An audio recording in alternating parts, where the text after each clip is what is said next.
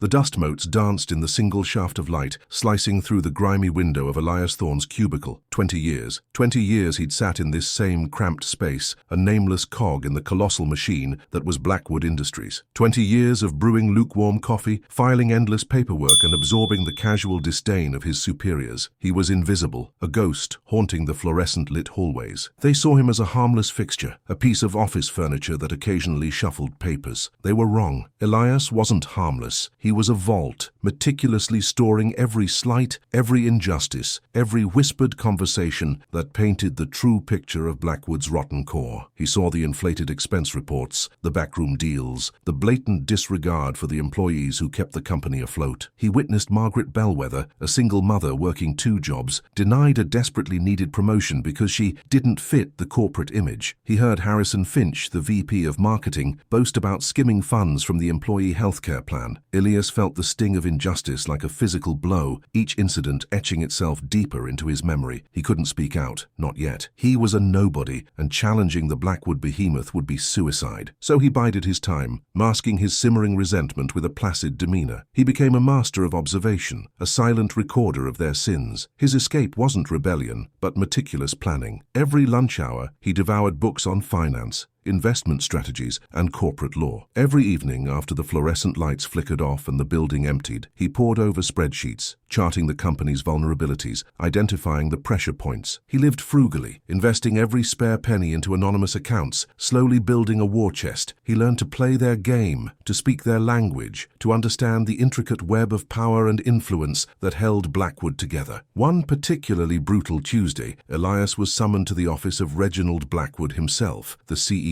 and patriarch of the Blackwood dynasty. He expected another demeaning task, another reminder of his insignificance. Instead, Blackwood, a man whose face was a roadmap of arrogance and privilege, offered him a proposition. "Thorne," he began, his voice dripping with condescension, "we have a situation, a delicate matter requiring discretion. Finch has made some poor decisions. Gambling debts, you understand. He needs to be neutralized permanently." Elias felt a jolt of adrenaline. This wasn't just a job, it was an opportunity. Blackwood, in his hubris, was offering him a weapon, a chance to climb out of the abyss. "I understand, Mr. Blackwood," Elias replied, his voice betraying none of the turmoil within. "What exactly do you require me to do?" Blackwood outlined his plan: a fabricated scandal, a carefully orchestrated smear campaign, a complete dismantling of Finch's reputation and career. He wanted Elias to be the architect of Finch's downfall, the invisible hand guiding the execution. Elias listened intently, nodding occasionally, absorbing every detail. He knew this was a test, a twisted loyalty oath, but he also saw it as a stepping stone, a chance to gain Blackwood's trust, to infiltrate his inner circle, to get close enough to the heart of the beast to finally strike. He agreed, of course. He played the part of the obedient servant, the loyal foot soldier. He even added a few embellishments to Blackwood's plan, making Finch's downfall even more spectacular, more devastating. He worked tirelessly, fueled by years of pent-up rage and a burning desire for justice. He watched as Finch's world crumbled around him, piece by piece. The man who had once sneered at him in the hallway was now begging for mercy, his face etched with despair. Elias felt a flicker of something akin to pity, but quickly suppressed it. This was just the beginning. As Finch was escorted out of the building, a broken and defeated man, Blackwood clapped Elias on the shoulder, a rare display of affection. "Well done, Thorne," he said, his eyes gleaming with satisfaction. "You've proven yourself to be a valuable asset. I think it's time we promoted you." Elias smiled, a cold, calculated smile that didn't reach his eyes. "Thank you, Mr. Blackwood," he said. "I won't disappoint you." He knew he was playing a dangerous game, dancing with the devil himself, but he was prepared to risk everything. He had spent 20 years in the shadows, watching, waiting, planning. Now it was his turn to step into the light, to expose the darkness that festered within Blackwood Industries, and to finally bring justice to those who had been wronged. He was no longer invisible. He was the storm gathering on the horizon. Resumo temático.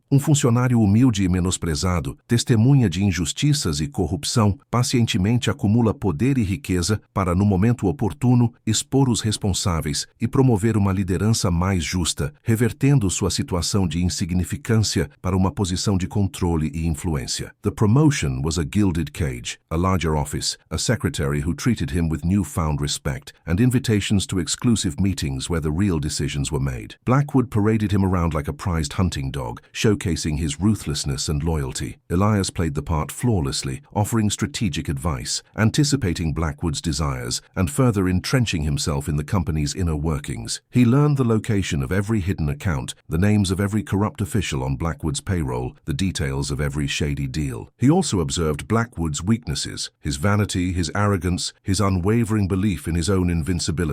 Blackwood saw Elias as a useful tool, a weapon to be wielded and discarded. He never suspected that the tool was sharpening itself, preparing to turn on its master. One evening, Blackwood summoned Elias to his opulent penthouse office, overlooking the city. The air was thick with cigar smoke and the scent of expensive whiskey. "Thorn," Blackwood slurred, his eyes bloodshot, "I have another task for you, something delicate." Elias listened patiently as Blackwood outlined his latest scheme, a hostile takeover of a smaller, family-owned company, a company that was struggling to survive. The takeover would involve ruthless tactics, including manipulating the stock price, spreading false rumors, and ultimately driving the company into bankruptcy. "I want you to handle this, Thorn," Blackwood said, his voice laced with malice. "I want you to crush them, make an example of them." Elias felt a surge of anger. He knew the family that owned the company. They were decent, hard-working people who had built their business from the ground up. Blackwood's greed knew no bounds. "I understand, Mr. Blackwood," Elias replied, his voice carefully controlled, "but I have a suggestion. Instead of a hostile takeover, why don't we offer them a fair price, a price that would allow them to retire comfortably?" Blackwood erupted in laughter. "Fair price. Thorn, you disappoint me. This isn't about fairness. It's about power. It's about control. We don't offer fair prices. We take what we want." He leaned forward, his eyes narrowed. "Are you questioning me, Thorn?" "No, Mr. Blackwood," Elias said, his voice even. "I'm simply suggesting a more efficient approach. A hostile takeover would attract unwanted attention. It would be messy. A friendly acquisition, on the other hand, would be clean, discreet, and ultimately more profitable." Blackwood considered this for a moment, his eyes scanning Elias's face for any sign of deception. "All right, Thorn," he said finally, "I'll give you a chance, but don't disappoint me. I want that company, and I want it now." Elias left Blackwood's office with a sense of grim satisfaction. He knew he was walking a tightrope, but he was determined to see this through. He contacted the owners of the company and offered them a deal they couldn't refuse, a deal that would protect their employees, preserve their legacy, and allow them to retire with dignity. The deal was finalized within days. Blackwood was ecstatic. He praised Elias for his shrewd negotiation skills and his unwavering loyalty. He had no idea that Elias was secretly undermining his empire, one carefully calculated move at a time. That evening, as Elias sat alone in his office, reviewing the company's financial records, he received a call from Margaret Bellwether, the single mother who had been denied a promotion years ago. "Mr. Thorn," she said, her voice trembling, "I just wanted to thank you. I heard about the deal you made with the family-owned company. You saved their jobs. You saved their lives." Elias felt a lump in his throat. "It was the right thing to do, Margaret," he said. "Everyone deserves a fair chance." "You've changed, Mr. Thorn," she said. "You used to be so quiet, so invisible. Now you're a force for good." Her words resonated within him. He had spent so long plotting his revenge, so long consumed by anger and resentment, that he had almost forgotten what it meant to be human. He realized that true power wasn't about wealth or control. It was about using your influence to make a positive difference in the world. He knew that his ultimate confrontation with Blackwood was inevitable, but he also knew that he was no longer alone. He had allies, people who believed in him, people who were counting on him to bring justice to Blackwood Industries. He was ready. Resumo temático.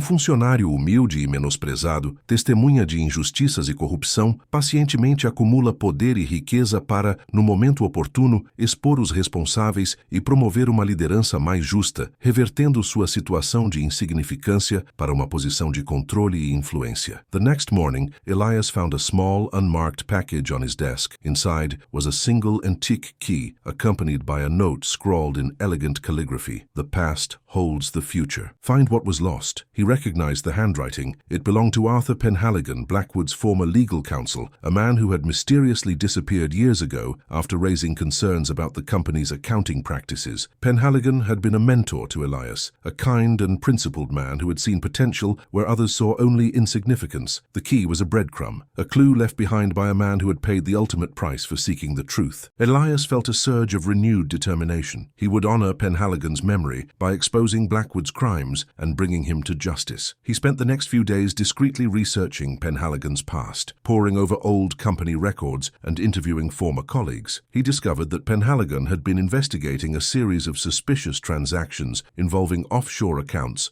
and shell corporations. He had compiled a detailed report outlining his findings, but the report had vanished along with him. Elias suspected that the antique key held the answer. He examined it closely, noticing a faint engraving on the handle, BH 1888. He recognized the initials. They stood for Blackwood Hall, the family's ancestral estate, a sprawling mansion nestled in the countryside. That weekend, Elias drove to Blackwood Hall, posing as a historical researcher. He spent hours exploring the grounds, studying the architecture, and subtly questioning the staff about the mansion's history. He learned that the house had a hidden wing, a library that had been locked up for decades after a fire. He managed to slip away from the tour group and find the hidden wing. The door was locked, but the antique key fit perfectly.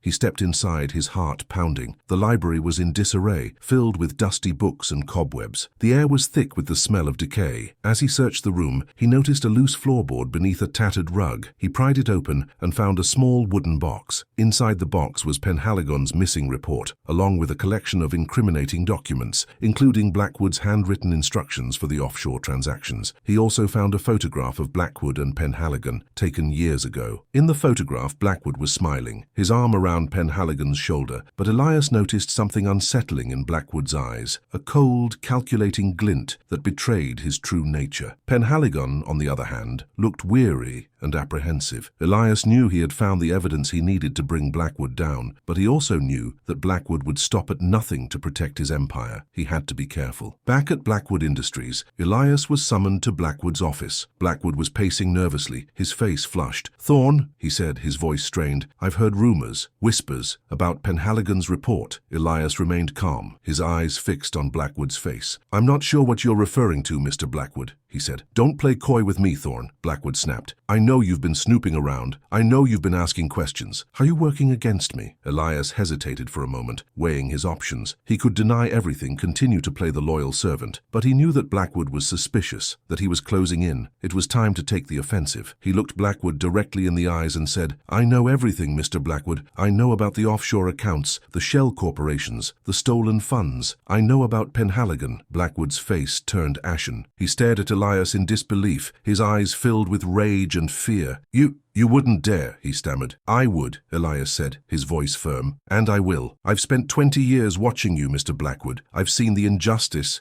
the corruption, the pain you've inflicted on so many people. Now it's time for you to pay the price." Blackwood lunged at Elias, his face contorted with fury. "You're nothing, Thorne," he snarled. "Just a pathetic little clerk. I made you what you are." Elias stood his ground, his eyes unwavering. "You didn't make me anything, Mr. Blackwood," he said. "I made myself." He paused, a cold smile playing on his lips. "And now I'm going to unmake you." Resumo temático. Funcionário humilde e menosprezado, testemunha de injustiças e corrupção, pacientemente acumula poder e riqueza para, no momento oportuno, expor os responsáveis e promover uma liderança mais justa, revertendo sua situação de insignificância para uma posição de controle e influência. Blackwood roared, a sound of pure, animalistic rage. He grabbed a heavy glass paperweight from his desk, his knuckles white. "I'll crush you, Thorne. You'll regret this." Elias didn't flinch. He'd anticipated this. He knew Blackwood's bluster was a mask for his fear. "Go ahead, Mr. Blackwood," Elias said calmly. "Hit me. Make my day. Because the moment you do, this conversation becomes a whole lot simpler." Blackwood hesitated, his arm trembling. He saw the cold resolve in Elias's eyes, the years of pent-up anger simmering beneath the surface. He lowered the paperweight slowly, his chest heaving. "What do you want, Thorne?" he rasped, his voice barely a whisper. "I want you to confess," Elias said. "I want you to admit everything. The fraud, the embezzlement, the cover-ups. I want you to tell the world the truth about Blackwood Industries." Blackwood scoffed. "Never. I'll fight you every step of the way. I have lawyers, connections, resources you can't even imagine. And I have something you don't,"